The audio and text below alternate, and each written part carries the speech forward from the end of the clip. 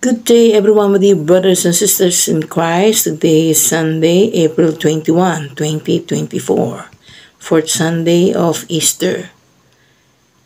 Welcome sa aking video. I am Myrna De Leo Mariana Osides, Philippines. Would like to share the gospel for today.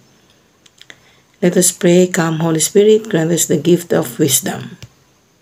And our gospel for today is according to St. John chapter 10 verses 11 to 18. Si Jesus ang mabuting pastol. Ang mabuting balita ayon sa aklat ng San Juan. Ako ang mabuting pastol.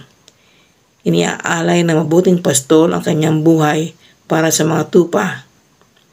Ang upahan ay tumatakas kapag may dumarating na asong gubat. Iniiwan niya ang mga tupa. Palibhasa ay hindi siya pastol at hindi kanya ang mga ito. Kaya't sinusunggaban ng asong gubat ang mga ito at binubulabog.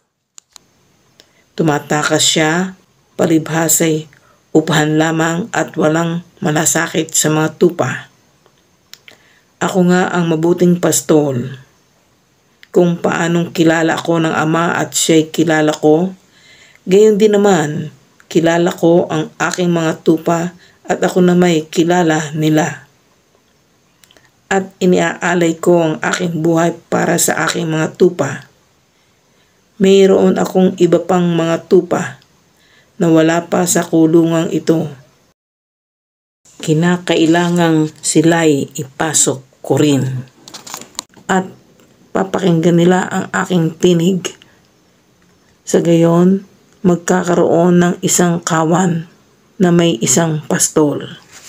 Dahil dito'y minamahal ako ng Ama, sapagkat iniaalay ko ang aking buhay upang ito'y kunin kong muli. Walang makakakuha ng aking buhay. Kusa ko itong ibinibigay. Mayroon akong kapangyarihang ibigay ito at mayroon akong kapangyarihang kunin itong muli. Ang utos na ito'y tinanggap ko mula sa aking Ama.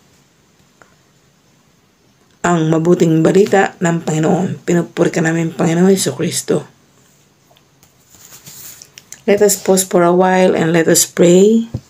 Almighty and ever-living God, give us new strength from the courage of Christ our Shepherd, and lead us to join the saints in heaven, where He lives and reigns with you in the Holy Spirit, one God forever and ever. Amen. God bless us all in the name of the Father, and of the Son, and of the Holy Spirit. Amen.